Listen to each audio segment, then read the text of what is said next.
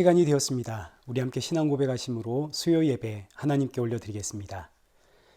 전능하사 천지를 만드신 하나님 아버지를 내가 믿사오며 그 외아들 우리 주 예수 그리스도를 믿사오니 이는 성령으로 잉태하사 동정녀 마리아에게 나시고 본디오 빌라도에게 고난을 받으사 십자가에 못 박혀 죽으시고 장사한 지 사흘 만에 죽은 자 가운데서 다시 살아나시며 하늘에 오르사 전능하신 하나님 우편에 앉아 계시다가 저리로서 산자와 죽은 자를 심판하러 오시리라. 성령을 믿사오며 거룩한 공예와 성도가 서로 교통하는 것과 죄를 사하여 주시는 것과 몸이 다시 사는 것과 영원히 사는 것을 믿사옵나이다. 아멘. 찬송가 309장 우리 함께 찬양하시겠습니다. 목마른 내 영혼 주가 이미 허락한 그 귀한 생명수 주여 갈망합니다. 그 약속 따라서 힘써 간구하오니 오 주여 내 기도 어서 들어주소서. 예수의 사랑 예수의 사랑 바다 물결같이 내게 임하니 영광의 물결에 온전히 쌓여서 내 영혼의 기쁨 한량 없도다.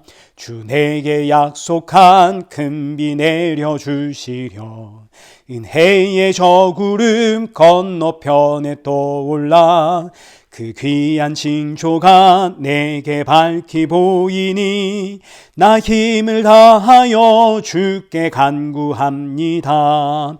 예수의 사랑 예수의 사랑 바다 물결같이 내게 임하니 영광의 물결에 온전히 쌓여서 내 영혼의 기쁨 한량 없도다. 은혜의 소낙비 지금 흡족히 내려 구원의 큰 강물 흘러차고 넘쳐서 내 추한 모든 죄 모두 씻어버리니 나 지금 은혜를 충만하게 받았네. 예수의 사랑 예수의 사랑 바다 물결같이 내게 임하니 영광의 물결에 온전히 쌓여서 내 영혼의 기쁨 한량 없도다.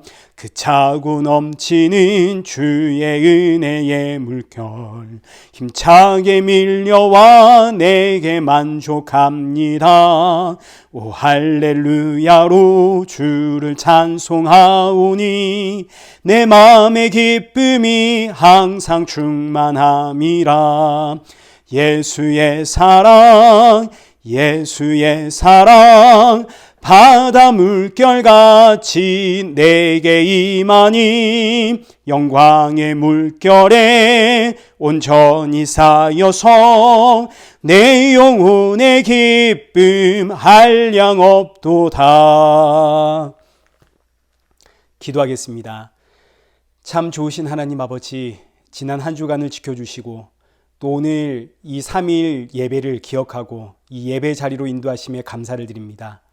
오늘의 예배가 지치고 상한 심령들에게 새 힘과 위로와 안식의 예배가 되게 하시고 이 예배 후에는 성도들의 그 심령 가운데 예수 그리스도의 십자가만이 세워지는 은혜 허락하여 주옵소서.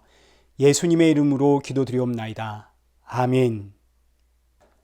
성경 봉독하시겠습니다. 오늘 보실 하나님의 말씀 예레미야 51장 33절에서 40절입니다. 우리 함께 교독하도록 하겠습니다. 만군의 여호와 이스라엘의 하나님께서 이와 같이 말씀하시되 딸 바벨론은 때가 이른 타작마당과 같은지라 멀지 않아 추수 때가 이르리라 하시도다. 바벨론의 느부갓네살 왕이 나를 먹으며 나를 멸하며 나를 빈그릇이 되게 하며 큰 뱀같이 나를 삼키며 나의 좋은 음식으로 그 배를 채우고 나를 쫓아내었으니 내가 받은 폭행과 내 육체에 대한 학대가 바벨론에 돌아가기를 원한다고 시온 주민이 말할 것이요 내 피 흘린 피가 갈대아 주민에게로 돌아가기를 원한다고 예루살렘이 말하리라. 그러므로 여호와께서 이와 같이 말씀하시되 보라 내가 내 송사를 듣고 너를 위하여 보복하여 그의 바다를 말리며 그의 샘을 말리리니 바벨론이 돌 무더기가 되어서 승냥이의 거처와 혐오의 대상과 탄식거리가 되고 주민이 없으리라. 그들이 다 젊은 사자같이 소리 지르며 새끼 사자같이 으르렁거리며 열정이 일어날 때에 내가 연회를 베풀고 그들을 취하여 기뻐하다가 영원히 잠들어 깨지 못하게 하리라. 여호와의 말씀이니라. 내가 그들을 끌어내려서 어린 양과 순양과 수렴소가 도살장으로 가는 것 같게 하리라. 아멘. 오늘 본문은 예레미야 51장 33절에서 40절의 말씀입니다. 그의 바다를 말리며 그의 샘을 말리리니 라는 제목으로 오늘 본문의 말씀 우리 함께 살펴보도록 하겠습니다. 먼저 지난주에는 하나님의 철퇴가 무엇인지에 대해서 우리가 살펴보았습니다. 그리고 멸망의 산이 무엇인가에 대해서도 우리가 살펴보았습니다. 하나님의 철퇴는 죄를 심판하는 도구입니다. 하나님은 죄를 그냥 두지 않습니다. 반드시 죄를 심판하십니다. 이 심판의 도구 하나님의 철퇴가 바로 예수님이시죠. 예수님이 심판하기 위해 이 땅에 오시지 않았습니까? 그리고 멸망의 산이란 십자가가 세워지지 않은 모든 인생을 뜻하는 표현이 멸망의 산입니다. 왜냐하면 이 멸망의 산이 바로 골고다 언덕이기 때문이죠. 골고다 언덕이란 해골의 산이라는 뜻을 가지고 있습니다. 해골들을 끌어모아다가 산을 만들었으니 이 산이 바로 멸망의 산 아닙니까? 그러니 이 멸망의 산이 골고다가 되는데 이 멸망의 산 골고다에 십자가가 세워짐으로 저와 여러분이 구원을 받았습니다. 저와 여러분도 과거에는 멸망의 산이었죠. 그러나 이 멸망의 산, 이 해골 위에 십자가가 세워지고 그 십자가에서 예수님 나를 대신하여 하나님의 그 심판의 철퇴를 맞으심으로 오늘 저와 여러분을 구원하셨습니다. 그리고 오늘 본문은 이 말씀의 연장선입니다. 우리 33절 말씀 함께 보도록 하겠습니다. 만군의 여호와 이스라엘의 하나님께서 이와 같이 말씀하시되 딸 바벨론은 때가 이른 타작마당과 같은지라 멀지 않아 추수 때가 이르리라 하시도다. 하나님께서 바벨론을 심판하겠다라는 뜻인데 이때 바벨론을 때가 이른 타작마당이라고 표현을 하고 있습니다. 타작마당은 보통 어디에 위치하냐면 추수할 밭 그 옆에 비어있는 공터에 타작마당을 만듭니다. 추수하기 전 이 공터는 온갖 잡풀과 그리고 돌덩이와 돌멩이들로 가득 찬 곳입니다. 그러나 추수 때가 되면 이 공터에 있는 잡풀을 뽑아내고 돌을 치우고 그리고 이 공터를 평평하게 만들어서 여기다 이제 추수한 곡식을 가져와 탈탈 털어 알곡은 모으고 이제 쭉정이는 불에 태우게 되죠. 지금 바벨론을 때가 이른 타작마당과 같다라고 할 때 이 의미는 바벨론이 지금 온갖 잡풀과 돌덩이로 가득 채워져 있는 상태다, 이런 표현입니다. 온갖 우상과 그리고 부정한 것들로 가득 채워져 있는 이 바벨론, 그리고 이어지는 말씀 보시면 머지않아 추수할 때가 이르리라. 추수할 때가 되면 이 공터는 어떻게 됩니까?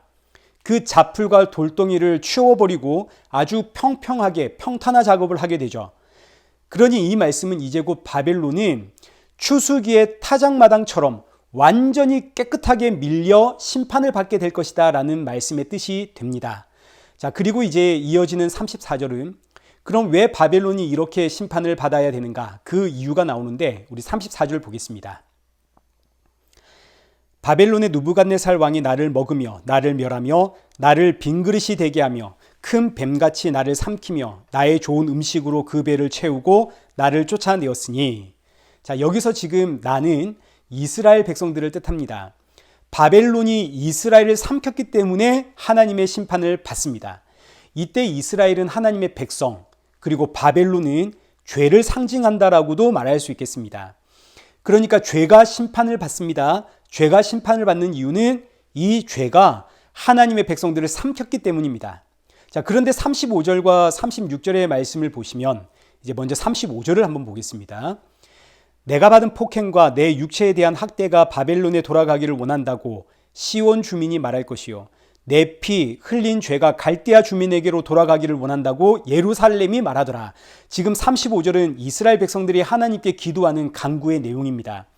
죄가 우리를 삼키고 그래서 죄가 우리를 피 흘리게 만들었고 죄가 우리를 폭행했습니다. 그러니 하나님 이 죄를 심판해 주십시오. 우리의 원수를 갚아 주십시오.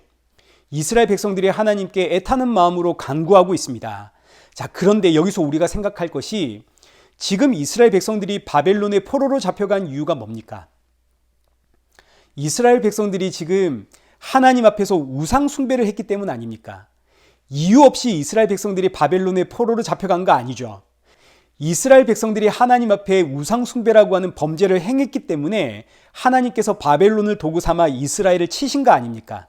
그런데 이 35절 말씀을 보시면 이스라엘 백성들은 지금 자신들의 모습, 왜 우리가 바벨론의 포로로 잡혀와야 했는가는 보지 않고 그저 우리를 삼킨, 우리를 괴롭힌, 우리를 폭행한 이 바벨론 심판해 주십시오. 이런 식의 오해를 오늘날 성도들도 많이 하고 있습니다. 나를 괴롭히고 있는 이 환경이 문제지 나는 문제가 없다. 하나님께서 이 환경만 변화시켜 주시면 내가 이제 잘 살 수 있다.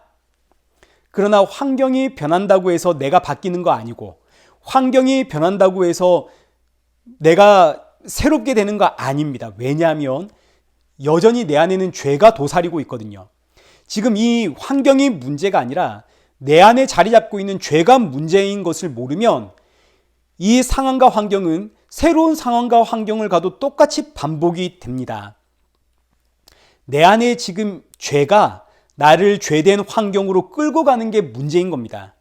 그러면 이 사실을 안다면 내 안에 자리 잡고 있는 이 죄를 보면서 통안히 여기며 하나님 저를 불쌍히 여겨 주옵소서 이렇게 기도해야 마땅한 것인데 지금 이스라엘 백성들이 내가 우상 숭배해서 내 안에 죄로 인해 내가 바벨론 포로가 되었다 이건 모르고 그저 우리를 괴롭히는 이 바벨론 없애주십시오. 우리를 힘들게 하는 이 환경을 변화시켜 주십시오. 이러고 있는 겁니다. 그래서 하나님이 바벨론 그들의 기도를 응답해서 바벨론 없애주시면 그럼 모든 문제가 해결되는 건가요? 아니죠. 이스라엘 백성들 안에는 죄가 해결되지 않았기 때문에 바벨론이 사라졌다 하더라도 이스라엘 백성들은 다시 우상 숭배를 하게 될 것이고 그러면 이제는 애굽의 포로로 잡혀가든지 아수르의 포로로 잡혀가게 되든지 상황은 해결되는 게 아닙니다. 그저 똑같이 이전 상황이 반복이 될 뿐입니다. 우리가 흔히 이런 이야기를 합니다. 직장 생활을 하든 교회 생활을 하든 나를 힘들게 하는 사람이 있어서 다른 직장, 다른 교회로 옮기겠다. 이제 그러면 너를 힘들게 하는 사람이 거기에 또 있을 것이다. 그러니 피하지 말고 견뎌라. 이제 이런 이야기를 우리가 종종 듣습니다.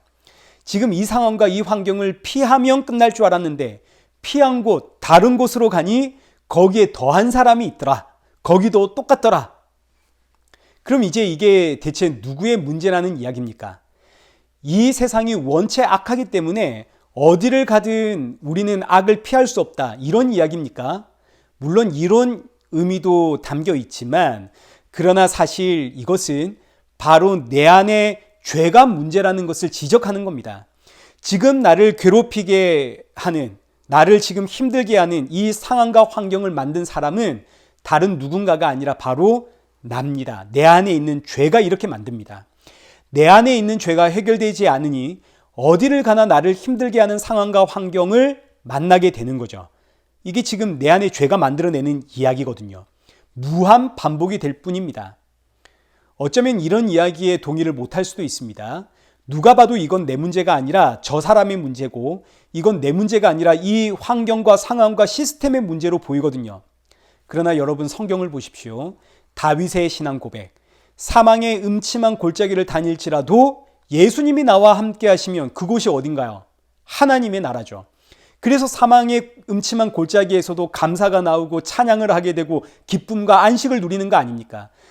베드로와 요한이 감옥에 갇혔어도 그곳에서 기뻐하고 찬양하고 감사할 수 있었던 이유는 예수님이 나와 함께 하시기 때문에 스데반 선교사가 돌에 맞아 죽어가면서도 그의 얼굴은 천사와 같이 빛이 나더라. 하나님 보좌 우편에 계시는 예수 그리스도를 보았거든요.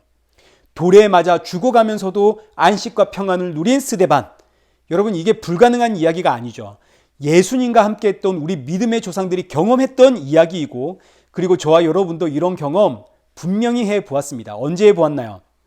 내가 죄인이라는 사실을 인식하게 되었을 때, 내 안에서 끊임없이 터져나오는 복수심과 나만 생각하는 이기심, 내 안에서 터져나오는 악한 생각들, 이것들을 인식할 때 그때 내가 이런 나를 위해 죽으신 십자가의 예수님 묵상하게 되고, 그때 예수 그리스도 안에서 예수님이 주시는 평안과 안식에 감사하며 찬양하게 되더라. 여러분, 우리 이거 다 한 번씩은 경험해 보지 않았습니까? 자, 그러니 우리 다시 본문으로 돌아가서 이스라엘은 지금 하나님 앞에 내 원수를 고발하고 있지만 자신들이 지금 왜 이런 상황과 환경에 처했는지에 대한 근본적인 원인을 모릅니다. 자신을 모르는 거죠. 그래서 하나님께서 이스라엘 백성들에게 답변을 주시는데, 우리 36절 말씀 보겠습니다. 그러므로 여호와께서 이와 같이 말씀하시되, 보라, 내가 내 송사를 듣고 너를 위하여 보복하여 그의 바다를 말리며 그의 샘을 말리리니. 자, 지금 이 말씀은 이스라엘 백성들을 괴롭히는 이 바벨론 내가 멸하겠다, 이런 약속의 말씀처럼 보이지만 사실 이 말씀은 그보다 훨씬 근원적인 이야기를 품고 있습니다. 내가 너를 위해 그의 바다를 말리고 그의 샘을 말리겠다, 이 말씀은 예레미야 2장 13절의 말씀과 이어지는 말씀입니다. 우리 예레미야 2장 13절 함께 보겠습니다. 내 백성이 두 가지 악을 행하였나니 곧 그들이 생수의 군원이 되는 나를 버린 것과 스스로 웅덩이를 판 것인데 그것은 그 물을 가두지 못할 터진 웅덩이들이니라. 이스라엘 백성들의 두 가지 악, 첫째는 하나님을 버리고 우상 숭배를 한 것이고 그래서 지금 바벨론 포로로 잡혀갔죠. 둘째는 스스로가 자신의 생명을 살리기 위해서 웅덩이를 판 것인데 이 웅덩이가 터진 웅덩이입니다. 이건 역시 하나님을 버리고 이 웅덩이를 붙잡은 우상 숭배의 이야기입니다. 자, 그러면 이제 다시 오늘 본문 36절로 돌아와서 하나님께서 그의 바다를 말리고 그의 샘을 말리겠다, 이 말씀은 바로 터진 웅덩이를 붙잡고 살아가는 그 이스라엘의 터진 웅덩이를 내가 말려버리겠다, 이런 의미가 됩니다. 이스라엘 백성들이 하나님 앞에 하나님 저 바벨론 멸해 주십시오, 바벨론 심판을 위해서 기도하고 있지만 사실 이스라엘 백성들의 문제점은 바벨론만 사라지면 모든 게 다 잘 될 것이다 라고 생각을 하는 거죠. 이 의미는 지금 자기들이 믿고 있는 게 있다는 이야기도 됩니다. 그런데 그 믿고 있는 게 하나님은 아닙니다. 이 문제점을 알려주기 위해서 하나님은 그들이 의지하고 있는 웅덩이를 말려버리겠다 하시는 겁니다. 사실 바벨론도 한때는 이스라엘이 의지했던 대상입니다. 터진 웅덩이였습니다. 하나님께서 이 바벨론이라는 터진 웅덩이 말려버리시는 거죠. 애굽도 한때는 이스라엘 백성들이 의지했던 터진 웅덩이입니다. 하나님께서 이 애굽도 말려버리십니다.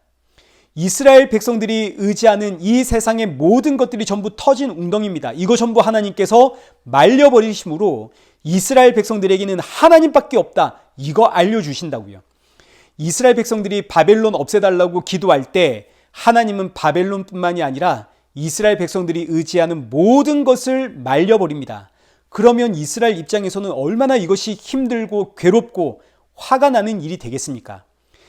여기 37절 말씀에 바벨론을 돌무더기로 만들겠다, 이 말씀이 바벨론이라는 웅덩이를 말려버리겠다는 뜻입니다. 근데 이게 바벨론만 말려버리겠다는 의미가 아니라 이스라엘이 의지하는 모든 걸 말려버리겠다. 그러니 이스라엘 백성들이 여기 38절에 있는 것처럼 그들이 다 젊은 사자같이 소리 지르며 새끼 사자같이 으르렁거리며, 여기서 그들은 바벨론을 이야기하지만 동시에 이스라엘 백성들의 심정이기도 합니다.